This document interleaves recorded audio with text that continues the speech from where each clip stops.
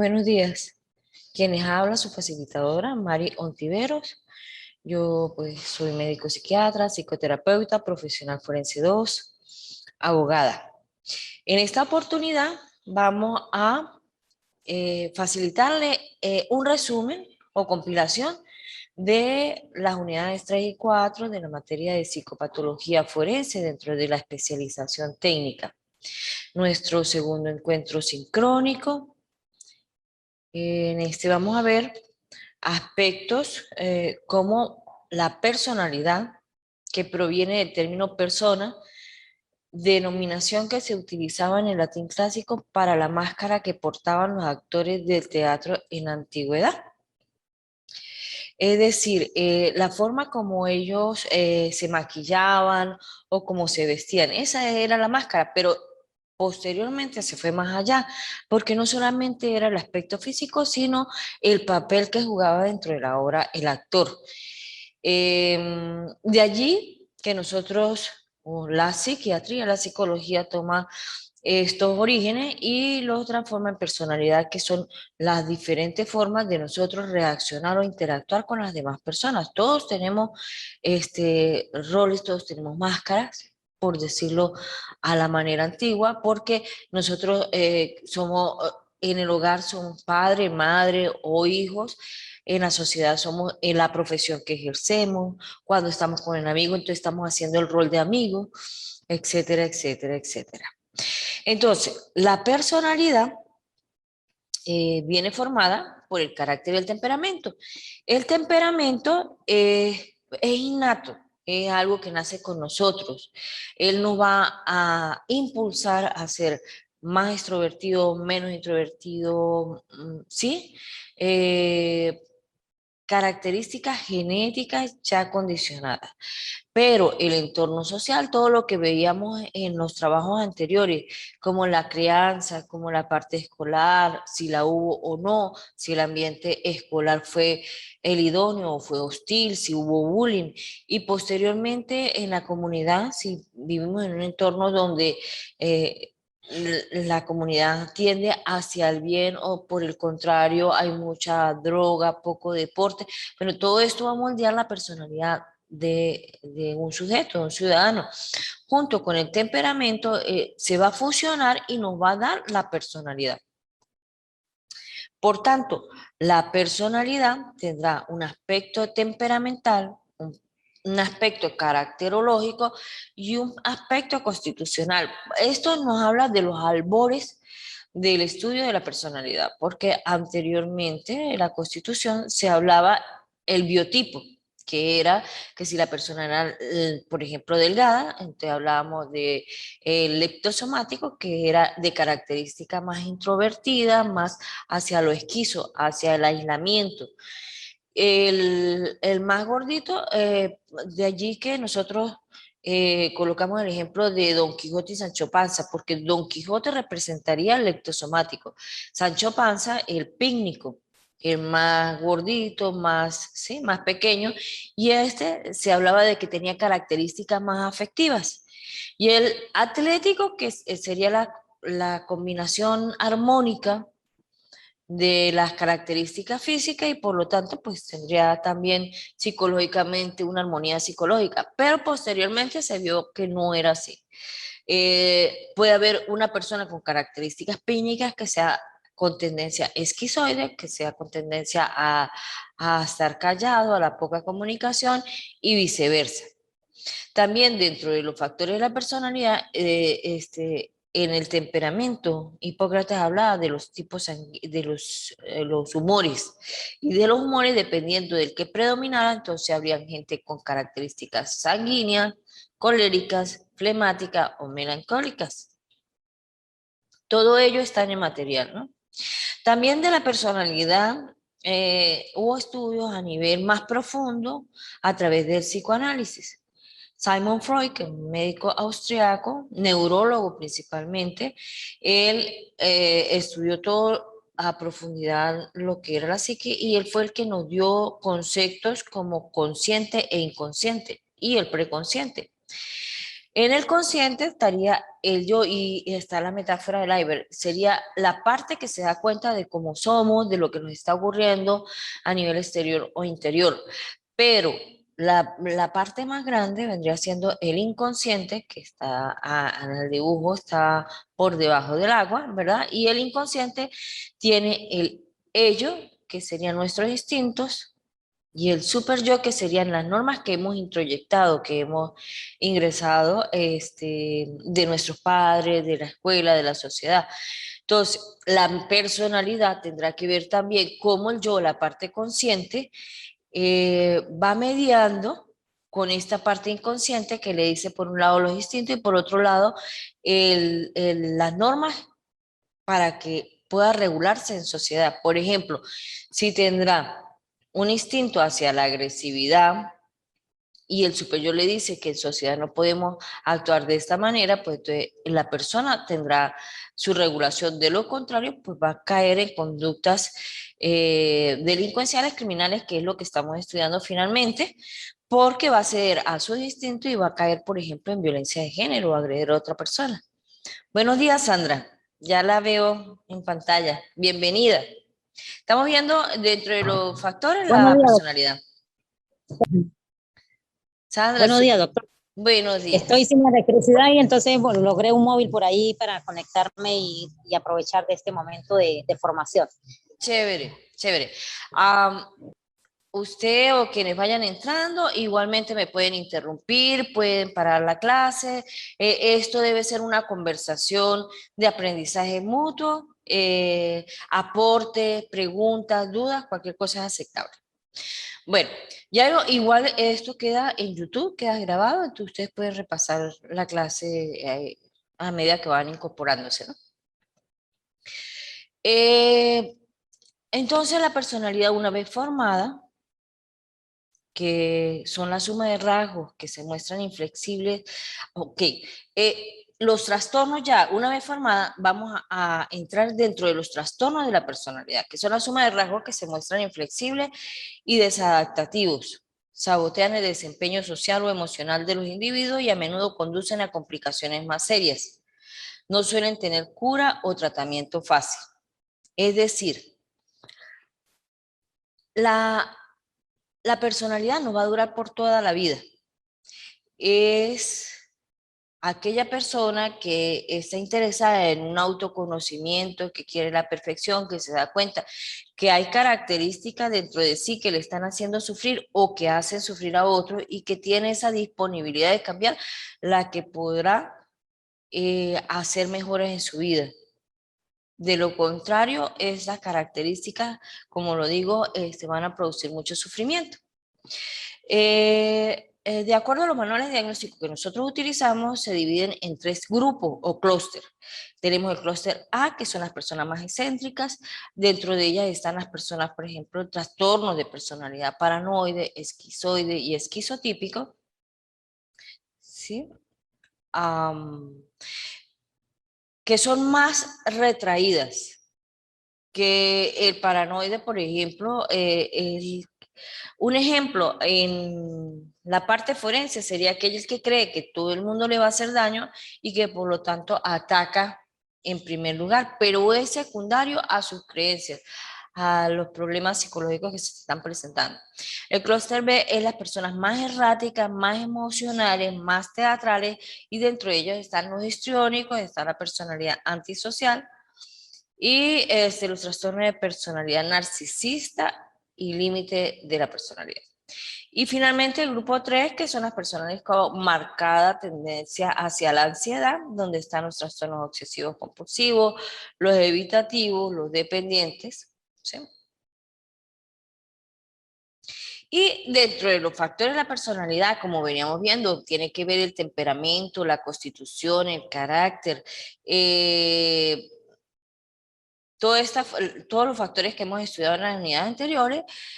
También tenemos que ver la inteligencia, en la cual no es simplemente el aprendizaje de libro, el aprendizaje de teoría, sino que tiene que ver con la capacidad de comprender, de dar sentido a las cosas, de descubrir, en resumen, de adaptarse al medio ambiente.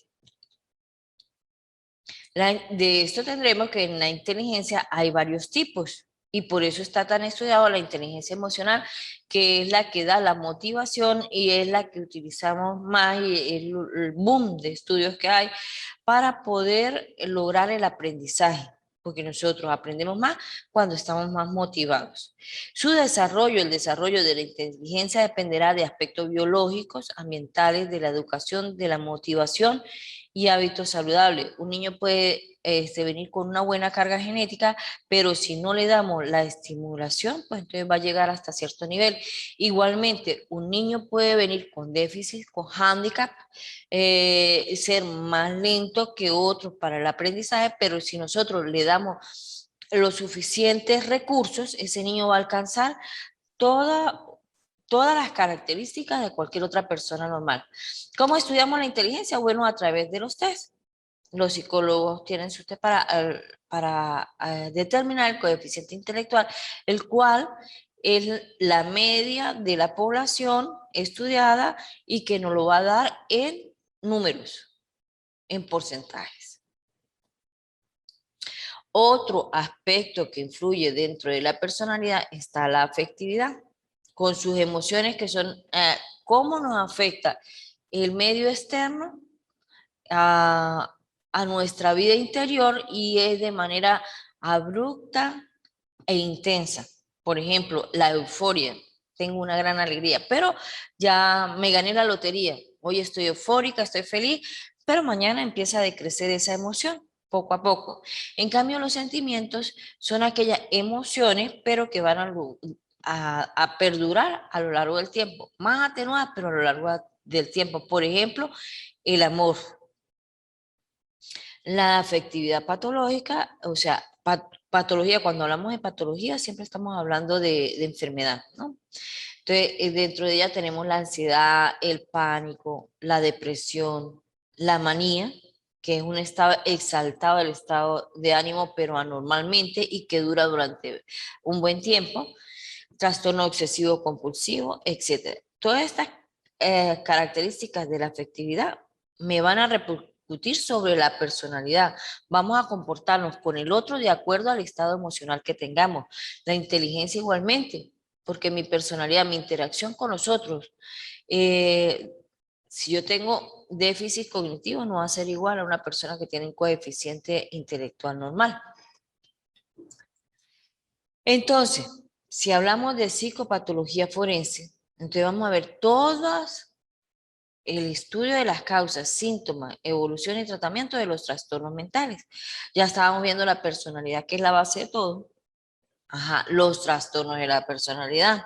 Pero además hay otros trastornos que nosotros vamos a ilustrar al juez, porque finalmente, bueno, el psicólogo, el psiquiatra forense, ¿qué es lo que va a hacer? Bueno, hacer un informe, un dictamen por escrito y presentárselo al juez, explicarle por qué esta persona no estaba tan clara o sí estaba tan clara de los hechos que cometió.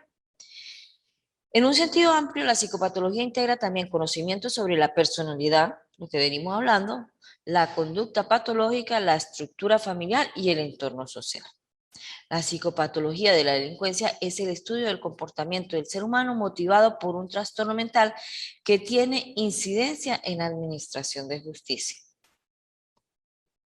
¿Qué campo vamos a hacer llamado? ¿En qué campo? Bueno, en lo penal, porque eso le va a dar luces al juez para determinar qué tan imputable o inimputable es la persona, porque eso no nos corresponde a nosotros determinarlo, le corresponde al juez de acuerdo a la capacidad de juicio, de raciocinio, que es juicio saber lo bueno y lo malo, raciocinio conocer las consecuencias de lo que he hecho y la libertad de los actos. Si yo estoy influido, por ejemplo, por alucinaciones o por un estado emocional anormal, pues mis actos no son tan libres, ¿verdad?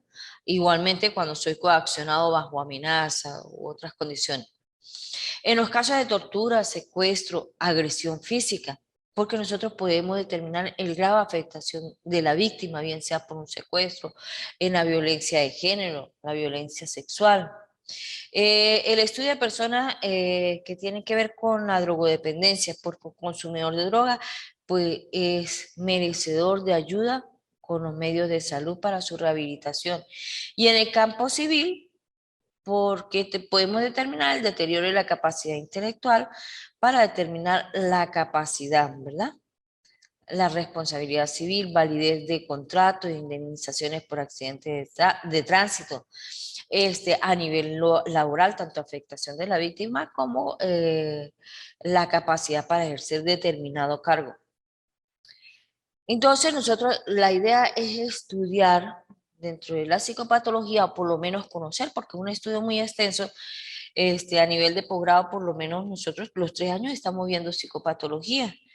Pero sí saber en la especialización que existen trastornos que van a impedir que la persona tenga la plena responsabilidad de sus actos, como el trastorno mental orgánico en el que hay alteraciones a nivel cerebral o a nivel físico que tienen repercusión a nivel cerebral, como por ejemplo la diabetes, cuando se descompensa, llega a niveles elevados, puede hacer una cetoacidosis diabética y me da una condición mental que no está tan lúcida, o a nivel local un tumor cerebral,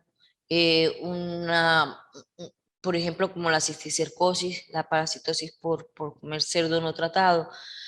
Todo ello me pueden producir el Alzheimer en la demencia y un trastorno mental orgánico. Entonces, ellos son un grupo de trastornos. El otro es la psicosis. Dentro de la psicosis está la esquizofrenia. Por supuesto, si tiene alucinaciones, tiene ideas delirantes, el paciente no está en sus máximas condiciones para evaluar la realidad, porque precisamente en la psicosis se pierde la línea, se pierde esa capacidad de diferenciar la realidad de la fantasía. En el trastorno bipolar, que es un trastorno de la afectividad, cuando la persona está muy deprimida o cuando la persona está muy exaltada en su estado de ánimo, llámese alegría, llámese agresividad, porque a veces la manía se nos presenta desde el punto de vista agresivo, tampoco está en condiciones. Las neurosis, que es aquel conflicto del yo por esa pugna en el inconsciente entre el ello y el super yo, y que me va a producir trastornos como la fobia, como el trastorno obsesivo compulsivo. Ellos en crisis se pueden descompensar y no ser responsables de sus actos. Los trastornos de personalidad, sobre todo el antisocial y el borderline, son los que más tienen que ver por sus explosiones y sus daños a la sociedad, los que tienen que ver con nuestra parte forense, ¿no? Con la parte judicial, con lo que estamos llamados ahorita a evaluar. El trastorno del control de los impulsos, donde podemos encontrar, por ejemplo, la cleptomanía, el trastorno explosivo intermitente, el estos trastornos que tienen que ver con la imposibilidad prefrontal para detenerse a pensar en las consecuencias de un acto. Y por supuesto el trastorno disociativo, cuya expresión más grave es el trastorno de personalidad múltiple o trastorno de identidad, que es llamado actualmente,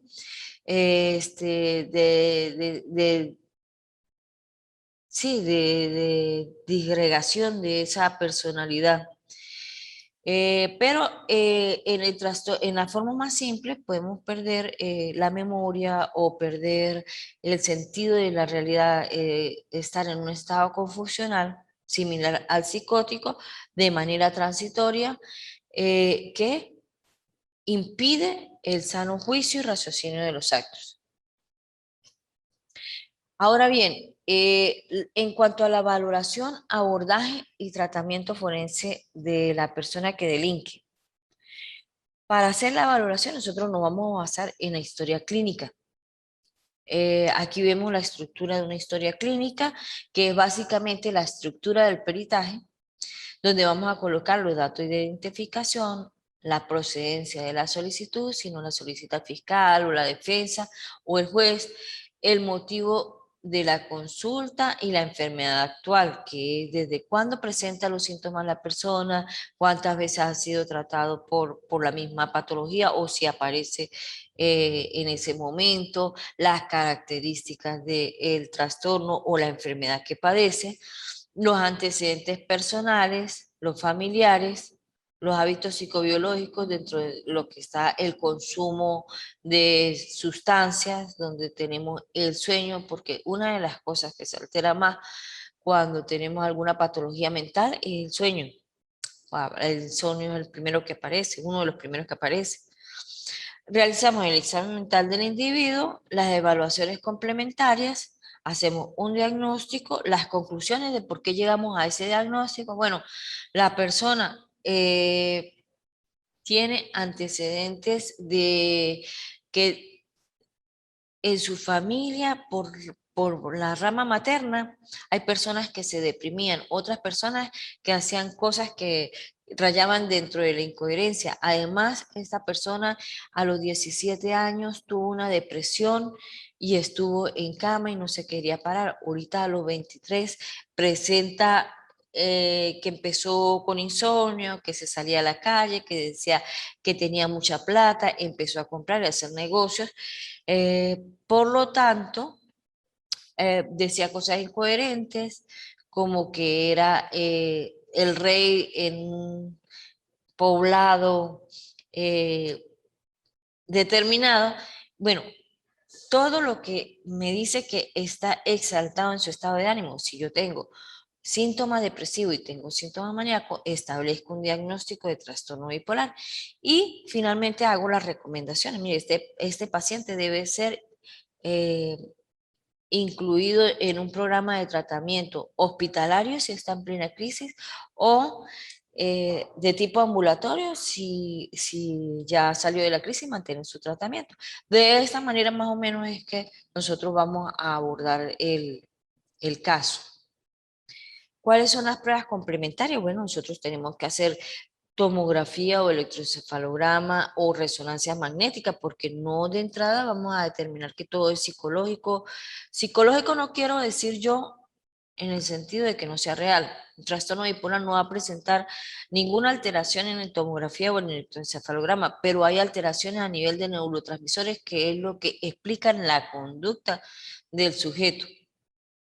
Además tenemos las pruebas psicológicas, podemos utilizar las pruebas genéticas, las pruebas biológicas de tipo sanguíneo, por ejemplo, para determinar sangre o para determinar problemas hepáticos. Por ejemplo, en un ciudadano con alcoholismo, tenemos que ver cómo está su hígado, todo eso nos apoya en el diagnóstico. Y las pruebas psicológicas, que era lo que estábamos revisando del lado derecho. Finalmente, bueno, les dejo dos reflexiones. Soy hombre y por lo tanto nada que sea humano me resulta extraño. O sea, la idea es ser compasivos, ser también comprensivos en el sentido de que lo que hacen las demás personas que pudieran ser actos criminales, delincuenciales, de todas maneras son personas y que en la medida en que le ayudemos, vamos a hacer una mejor sociedad. Esa persona va a disminuir las conductas y se va a poder reintegrar en la sociedad y que dejemos de juzgar, no solamente aquel es el malo, aquel es el delincuente, no, nosotros míranos porque todos tenemos algo de, como quien dice, de qué cojear, todos tenemos, somos humanos y somos proclives a cometer errores. También que todo aquel que obra mal al final irá mal. Puede que en un principio las cosas le salgan como las haya planeado, pero tarde o temprano Dios se encargará de pasar factura, pues la justicia divina es algo de la que nadie puede escapar. Puede ser aquel delincuente que de cuello blanco que sepa hacer todas sus cosas, sus engaños, sus trampas, pero tarde que temprano, pues nadie escapa de la justicia divina, ¿no? Así no hay crimen perfecto. Y si lo hubiera, pues igualmente la vida se lo va a cobrar. Creo que quedamos usted y yo solas, Sandrita. No, doctora, yo veo otros participantes y le doy la bienvenida a Walter y a la Ah, compañera Dañada chévere. también. No Doctora, me quería hacerle aparecen una en la pantalla. pregunta. Ay, qué bien. Sí, allí están en la pantalla 5. Pero no Sí, me señor. sale, no salgo, no me sale ni la imagen ni la imagen de los demás. Qué raro. Sí, Yo cómo no. tampoco los veo, pero veo que sí están integrando. Doctora, quería preguntarle, los trastornos mentales que conllevan a la comisión de delitos sexuales también están dentro de esta rama de la psicopatología, por ejemplo, como el exhibicionismo, el voyeurismo. Sí, Ellos entran aquí porque ninguno en los temas que traté no los vi y en la exposición de hoy tampoco.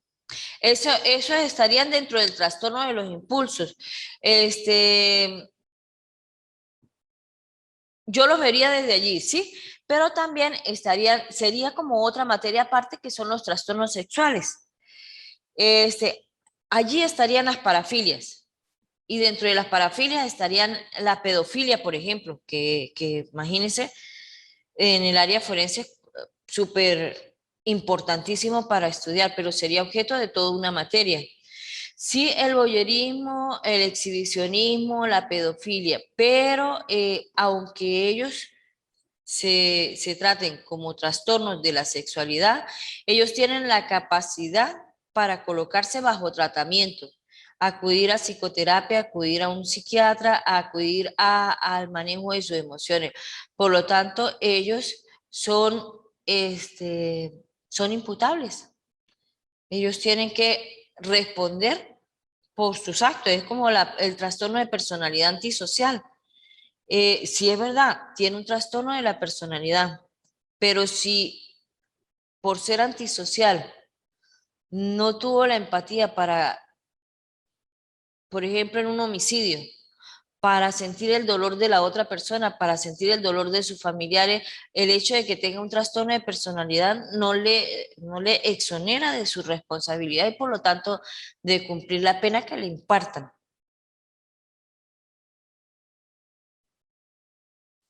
Ya entiendo, doctora. Muchas A gracias por la pesar, aclaratoria. supongamos el exhibicionismo. Supongamos de que esa persona se haya sometido a tratamiento, pero que además encontramos en una tomografía alteraciones del lóbulo frontal o prefrontal que, que me expliquen el por qué la persona no puede detenerse de cometer ese acto.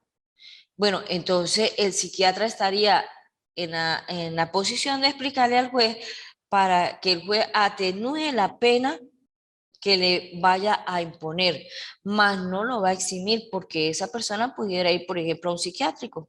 Sí tiene su problema, pero tampoco puede atacar a las personas, estarle mostrando, sí, su cuerpo, y generalmente ellos lo hacen con niños, entonces tampoco tenemos que proteger la sociedad, el bien de muchos, y de todas maneras se le está prestando salud al individuo.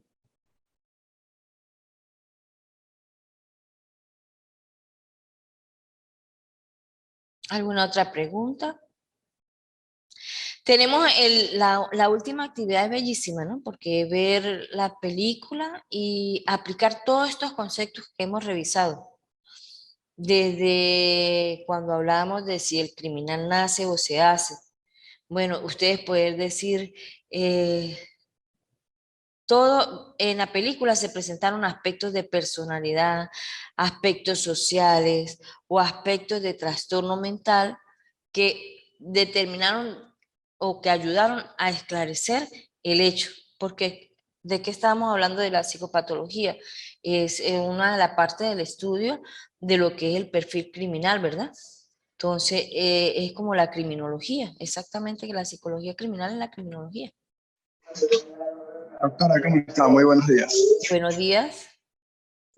Denis Doyle, les saluda de Ecuador. Mil disculpas por entrar un poquito atrasado a la clase por cuestiones de trabajo, entonces he estado un poquito recién Tranquilo, conectando. no se Pero preocupe. escuchándole muy atento a lo que usted manifestaba.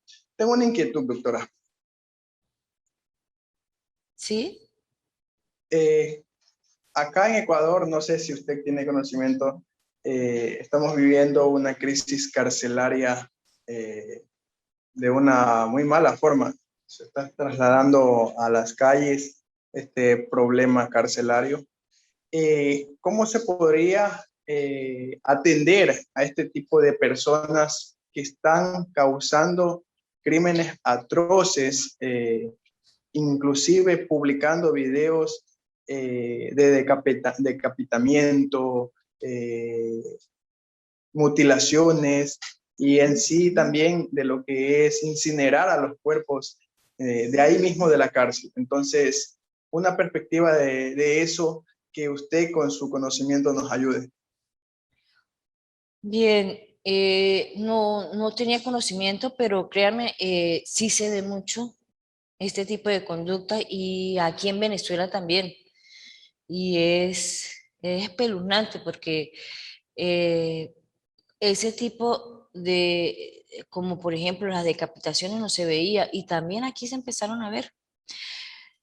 El delito, una de las teorías del delito es que cuando no hay ley, hay más oportunidad para el ser humano para cometer el delito. Yo apostaría, yo apuntaría a realmente remodelación del sistema carcelario en el sentido de la división de los reclusos de acuerdo a los delitos que cometen y realmente aplicar las leyes, porque si eh, se mantiene la corrupción a nivel de todos los niveles, y quienes cometen los delitos siguen en la calle, pues ¿qué mensaje se está transmitiendo? Que se puede cometer cualquier tipo de delito queda impune, ¿sí? Entonces, mientras que se apliquen las leyes, ya dimos un paso grande, que se apliquen realmente y que se ejerzan, porque las leyes, todos nuestros códigos penales están excelentes, están bien escritos, están hechos de la mejor manera. La cuestión es que no estamos cumpliendo las leyes, por un lado. Y en segundo lugar, realmente cumplir todos los programas de rehabilitación. Los presupuestos, los programas de gobierno tienen que ir dirigidos a fortalecer y a fortalecer los programas de rehabilitación. Yo soy de las que creo firmemente en que ayudar a las personas que delinquen nos va a llevar a una sociedad mejor. No como quien dice, no apostar nada por ellos, no ayudarles, ya ellos son personas perdidas, no, porque si ellos habrían de cometer 10 delitos al año y si se les aborda todos sus problemas, desde la parte psicológica hasta la parte social, mejorar la comunidad, mejorar los medios de vida, si iba a cometer 10 delitos, probablemente va a cometer 2 y así sucesivamente va a ir disminuyendo esas tendencias.